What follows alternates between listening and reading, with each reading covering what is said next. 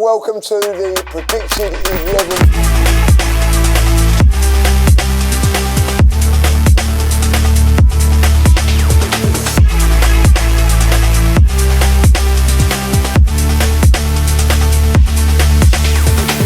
Arsenal boys are on a bender. Thomas Frank is a silver member. Come on, you Gunners. Welcome to the predicted 11. I thought I'd get that in because that was the best song that I've heard for a very, very long while. Hilarious yesterday. Big up to whoever made that up. Big up to the Arsenal fans yesterday. They were superb. I have got my main man Dan here today. Dan, let's first of all talk about it. I haven't seen you, I haven't spoken to you, funny enough, since the game.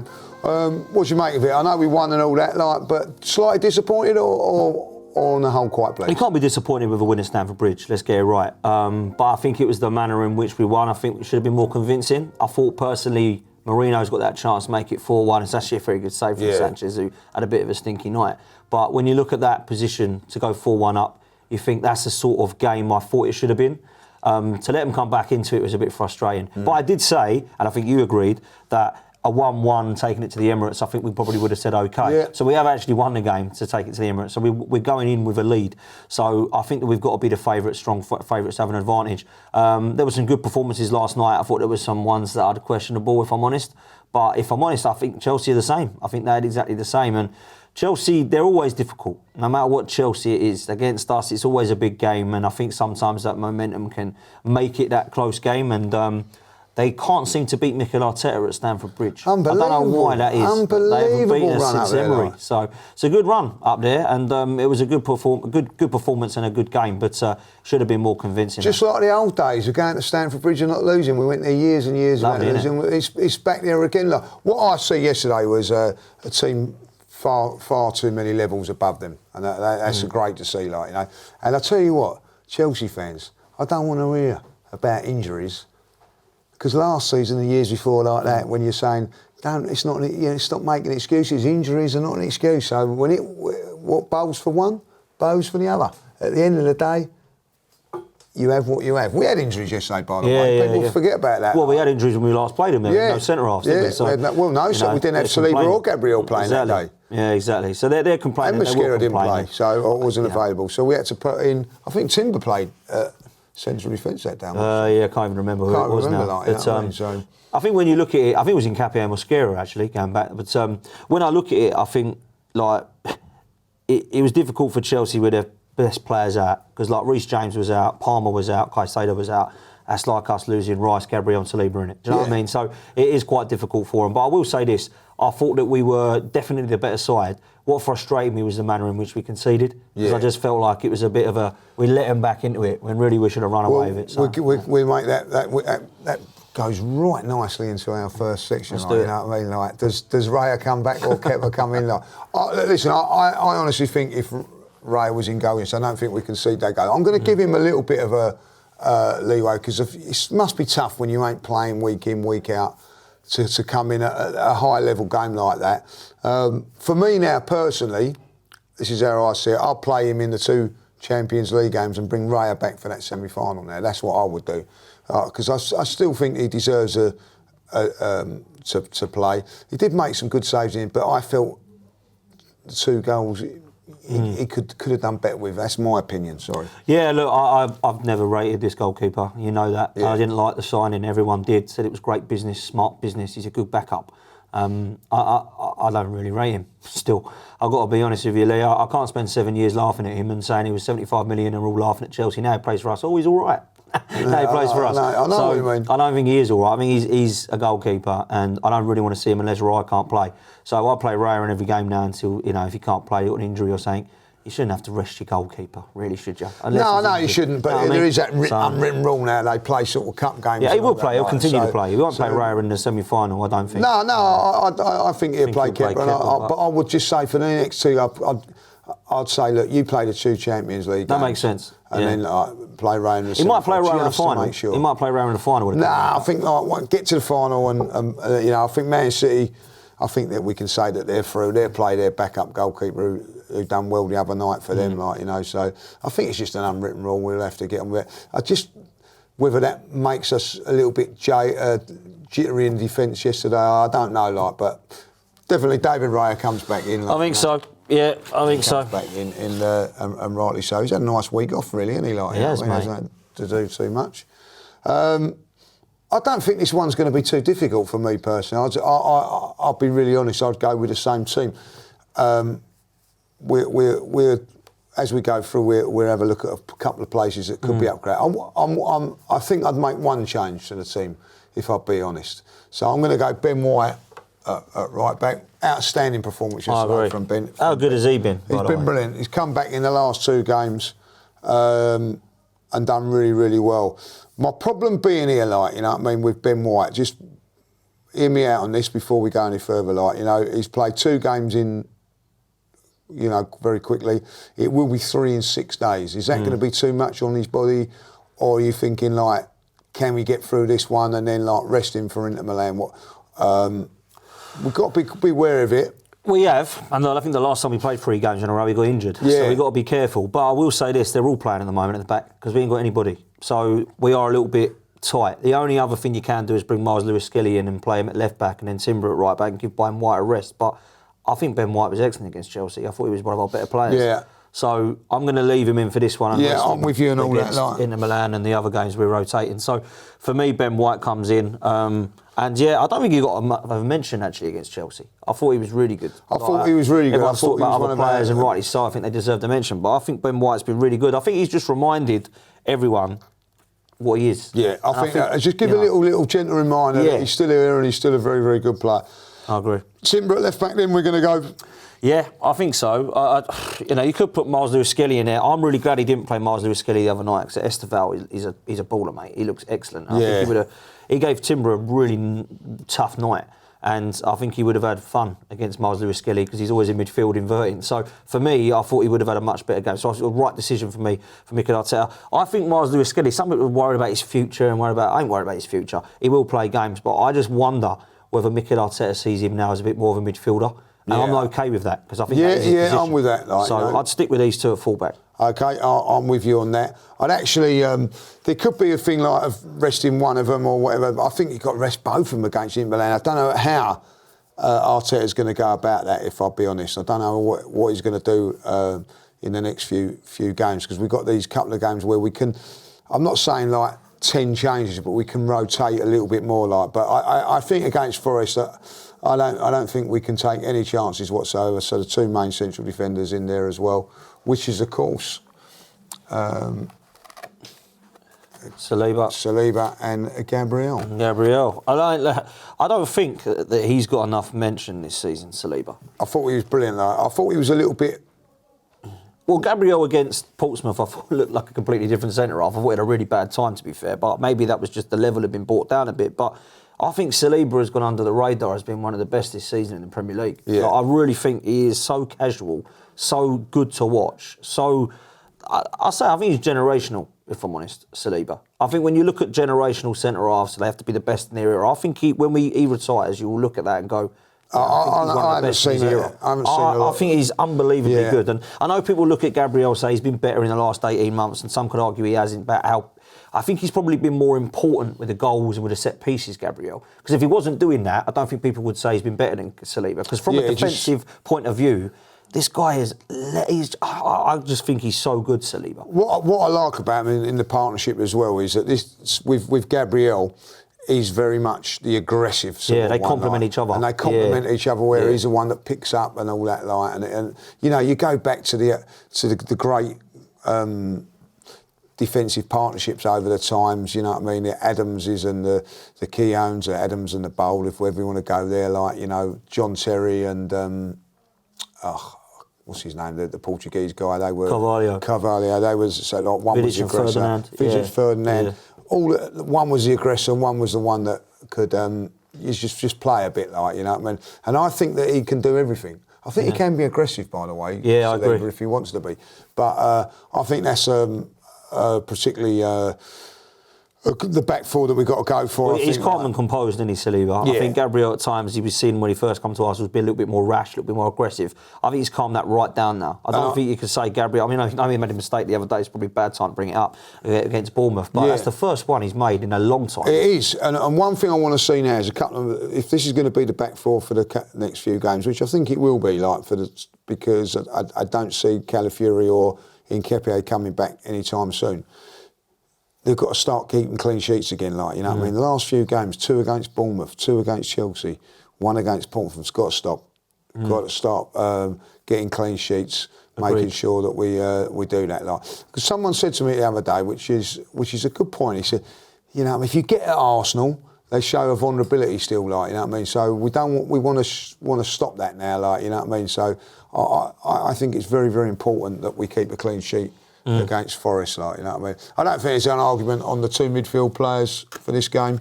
They've been outstanding, haven't they? Outstanding. And do you know what? Sometimes I didn't think Declan Rice was great against Chelsea. No. But then Zubamendi steps up and was outstanding. He was my player of the match. Yeah, he was my man of the match against Chelsea. If it's the other way around, Declan Rice is absolutely outstanding.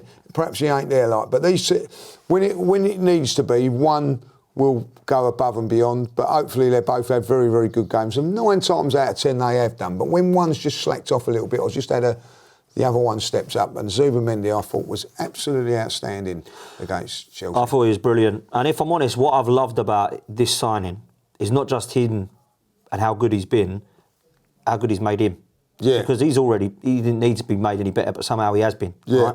When we had Partey and Rice was like this and he was doing this, Rice was trying to sort of come all float around these. I didn't like it. But because they've both been doing that, I love it. Yeah. I love it. They're like 2 pistons of an engine. Yeah. And I think Vieira and Petit were like that. Yeah, very similar, different players, of course. But I like that Wayne. And what I like about it, he's never flustered, neither. Nah. Do you know what I mean? I don't know if you see the thing with Enzo Fernandez giving him I loved it. Just laughing at him. He's laughing at him walking away, wasn't he? Yeah, just laughing at him. You try to be aggressive on the pitch, it ain't worked. You try to be aggressive off the pitch, it ain't going to work. Yeah, 100%. Outstanding.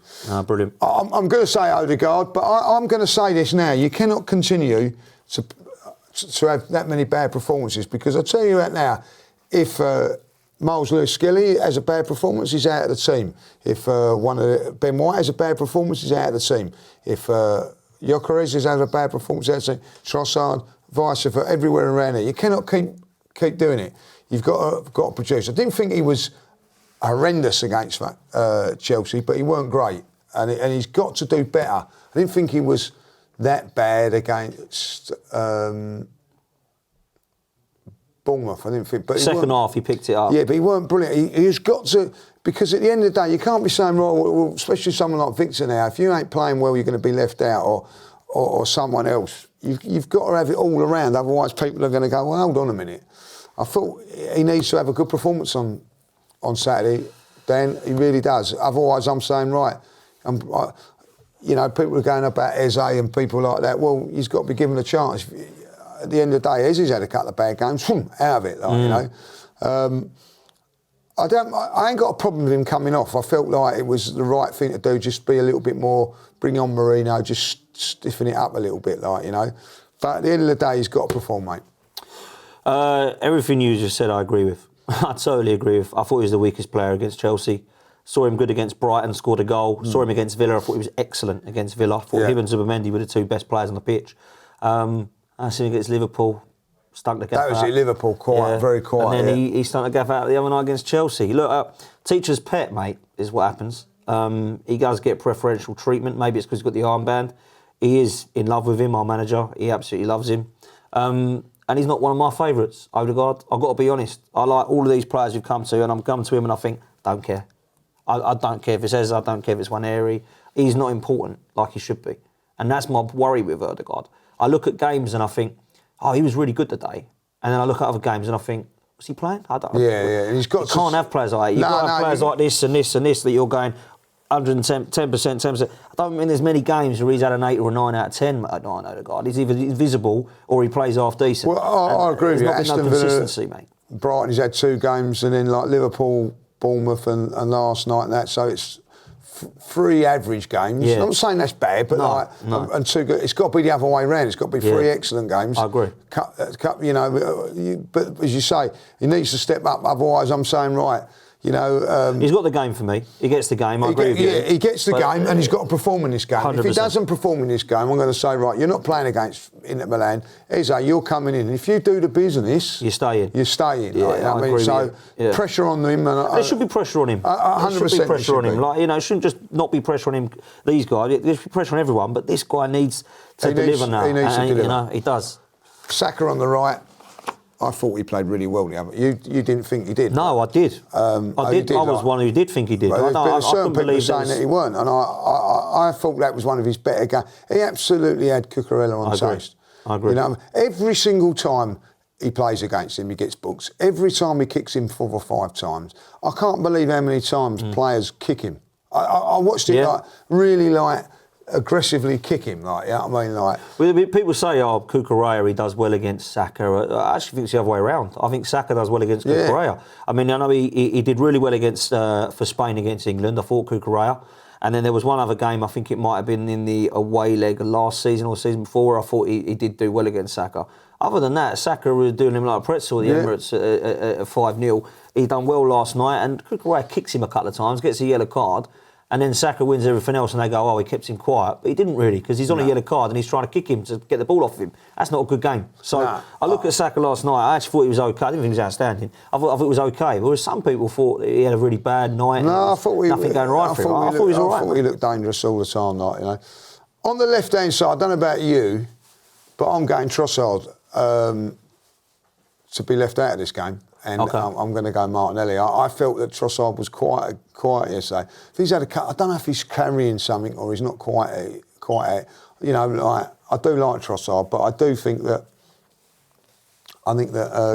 Gabriel Martinelli needs I just think we've got to try and freshen it up somewhere along in the team. I don't know if he will do. What do you think? Do you think he'll go with Trossard? I thought Martinelli would have started against Chelsea. Yeah, I did. Off the back of a hat-trick. Yeah. I thought it was a bit harsh, if I'm honest. Yeah.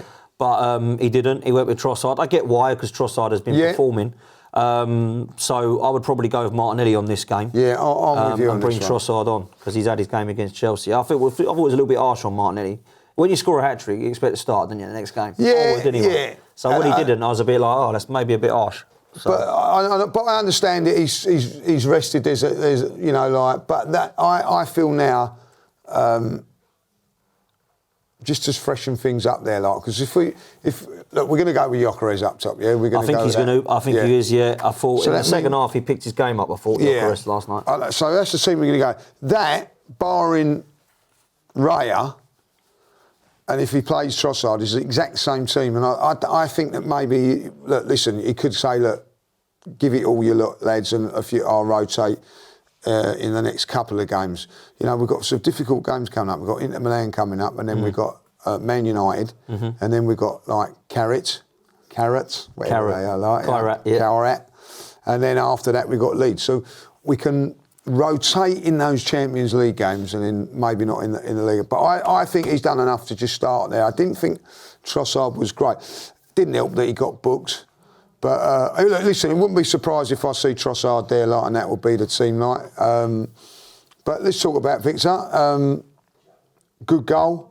I'm going to be really honest. If he didn't score in this game, I was going to say, right, it's either Jesus or Havertz for the game against Forest, but I think he's done enough to say. I think, you're right. I think he's. I didn't even think he was great in the first half. Some people did. I think there was a stat come up. He's touched the ball 7 times. Everyone else touched about 13, 14, 15. I thought, here we go again. He's going to have another one of those nights. I didn't think he was outstanding in the first half. Certainly in the second half, I think he picked it up a bit. He obviously set up Zubimendi. That was a really good layoff, to be fair to him. And he put himself about and he scored the goal. I think we need to put more balls across the box for him. We keep doing this. Jamie Redknapp made a really good point, I said it in the preview, that Martinelli and Saka, they come inside here and then inside here. They don't go on the outside and cross it. Ben White, the moment he goes on the outside and crosses it, who's there? Eze against Forest, he does the same, crosses it, who's there? Yeah. We need to start putting the ball in the box for him now. I know Noni's done it a couple of times, he hasn't been there, and that's on him. But actually, if we do put the ball in the box, he needs to be that fox in the box and that killer and kill those chances. So hopefully he can start to do that. But I haven't been massively impressed. Big game for him against Chelsea, because one, it was a big game, semi-final, away from home. Like, that's when you want your centre forward to nick you a goal. Yeah. Listen, in the first half, he had a turn on the edge of the box where I think he would have laid it off and all that, had a shot which took a deflection. I felt there was a difference about him. Like, there was a more aggressive look to him, like, you know what I mean? Like, I think he really realised yesterday that, you know, with Havertz and Jesus he needed to perform. Yeah. And he did. I think this could be a good thing now, like, you know what I mean? If that's the attitude he's going to have, you know what I mean? Like, getting Havertz back in, make him more. I'm not going to walk straight back in his team. I need you. So it could be a good thing that he's back. I thought I was very, very impressed with him yesterday. Not just that, again, when he comes off at the end, we concede another goal, like when he's off the pitch, you know what I mean? Yeah, well, when Rice come off and we put Havertz in midfield, I thought, oh dear, what's happening here? And we conceded straight away. But I'll tell you what I liked about him, right, yesterday. It weren't just the all-round stuff people have been bigging him up for in the second half, his goal, etc.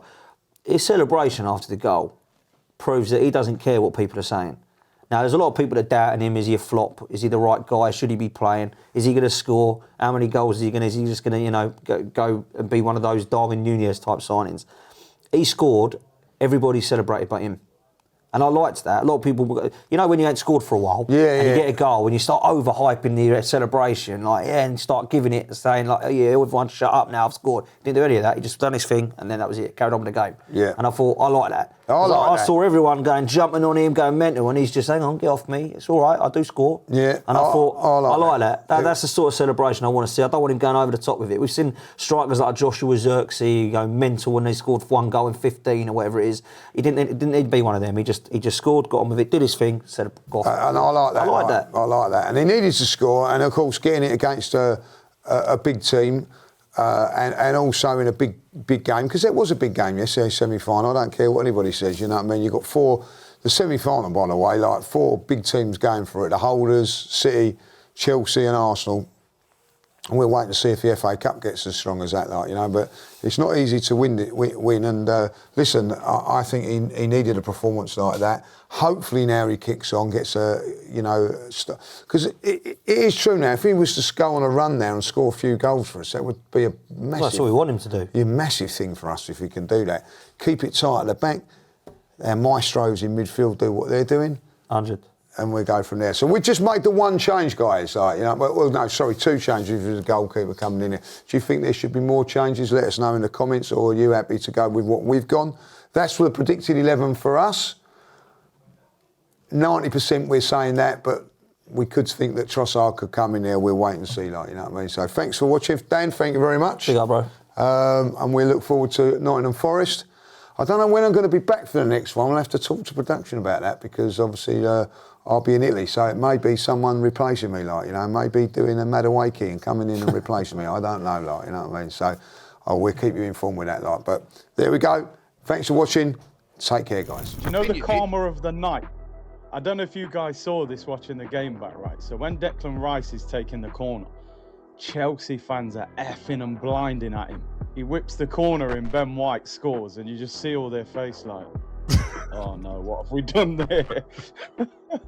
The Arsenal fans yesterday were unbelievable from start to finish. Hilarious with the Thomas Frank song. Thomas Frank's a silver member. What made me laugh about that? He's not even a gold member, right? Thomas Frank is a silver member. Guys, you spent over £2 billion on your squad. And 2 guys are missing, 3 guys are missing, and what? You're crying.